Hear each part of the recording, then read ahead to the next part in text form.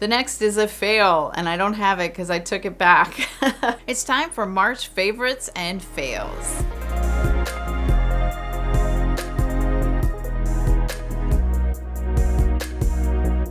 Hi, I'm Leslie. Welcome to my channel, and let's just jump right into it. So the first thing is this cleanser, Vanity Cream Gentle Facial Cleanser.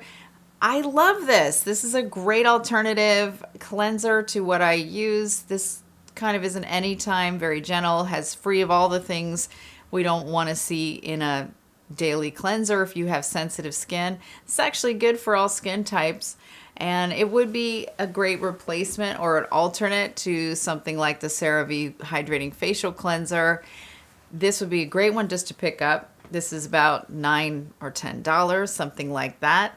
It has a nice gentle foaming to it and leaves your skin soft, doesn't strip the skin. It's just a little bit more exciting than the complete cream cleanser if you want to change it up. This is perfect to switch with, and I really, really like it. And on that note, from the same company, I actually have a fail. This is kind of the partner in crime to this cleanser. I just don't really recommend it. It, of course, is free of everything as well. It doesn't have any fragrance or dyes. It's simple, but honestly, for something simple, I much prefer the CeraVe PM that I use during the day. There's something sticky about it. It doesn't actually soak into my skin as well. It's just sticky, like right now on my hands. You failed, Vanity Cream. But Vanity Cream Cleanser, very good. Moving on to mascara, this is Maybelline Sky High Mascara. This is remarkably similar to the Lancome Lashy Doll. What's similar is the wand. Very, very, very similar. If you can see, it has the bendy wand with all the little bristles. I did a dedicated video about Lancome Lashy Doll. I just loved it. I still love it. Again, this very, very similar brush. As you see, the bendy. They are different. You know, they could be considered sort of a dupe.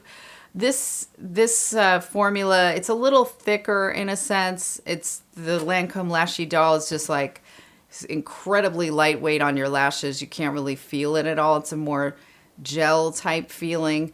This Sky High Mascara is just wonderful. I mean, it's a super lengthening, but it has just a slight difference to it. It's a little thicker. It could go clumpier, but not in a bad way.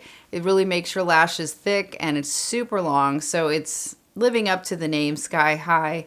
I would say if you're in the market for a new mascara, to give the Maybelline Sky High a try before the Lancome Lashy Doll, just because of the price point difference, because you can test out then if you like that wand, and then, you know, maybe try the Lancome Lashy Doll after that. But I would recommend trying it. This has a little bit similarity to me to the Essence Lash Princess, but with a different wand, if that makes any sense. I really love this style of wand. I mean, just that the flexibility thing is great for me. I love it. And it's definitely making my lashes long. Same with the Lashy Doll. I love it, but it's just the price difference, you know, quite a big price difference. The next is a fail, and I don't have it because I took it back. But it was the NARS Whipped Matte Blush in the shade Darling. My problem was not the shade. It was gorgeous. My problem was the packaging. I couldn't even get my brush in, the brush that I would want to use into it. Was just a little too small to get even the brush in and get it even. And I couldn't get my finger in it with my nails. I also didn't really care for the matteness of it, which isn't unusual. I'm not big into matte, but I also didn't think it lasted very long and kind of disappeared. But again, it was gorgeous color. I did wear it on my eyes and it was really beautiful, but I had to return it because it just couldn't do it. I would much preferred it if it had just been in a pan, a flatter pan. I don't know. Totally a fail. but I love NARS. They have gorgeous colors. So if you've heard of CO, which is they make these silicone patches that you can wear on your neck. They have some for the face. They have it for the décolleté, etc.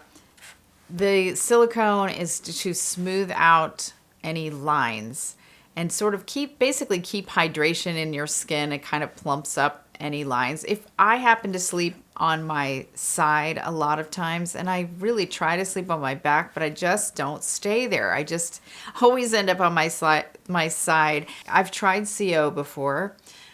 This is from Bloom Body. These are their chest smoothing pads. I prefer these. Absolutely prefer these to the CO, and I'll tell you why. They last longer. They cover more area. The CO silicone patches, actually, it's kind of a smaller area here. This is what it looks like. And these just go, this is a new one, so you take this off and stick it on your chest. And it actually just smooths the skin. And, you know, if you get, even just overnight, if you get any of those little creases or anything like that, it really, wearing it for a little bit just works all of that out. You can sleep in it is really the idea, so you don't have any of those happening at all during the night. And so really great for someone who, like me, who sleeps on your side or you're doing anything to sort of scrunch up that skin. The price is, I don't want to say completely half, but it's much less than the CO. These last a lot longer. The problem with the CO patches, they work really well. They don't last that long. And what's nice with this Bloom Body, the Bloom Body, they come with a set of two.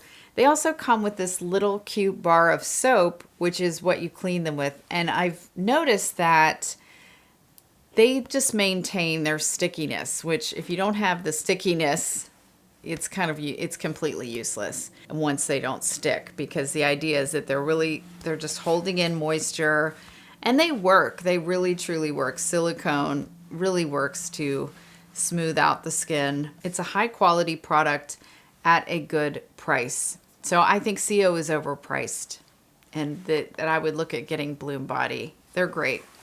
I think that wraps up my favorites and fails for March. If you enjoyed this video, give it a like, subscribe, drop me a comment down below.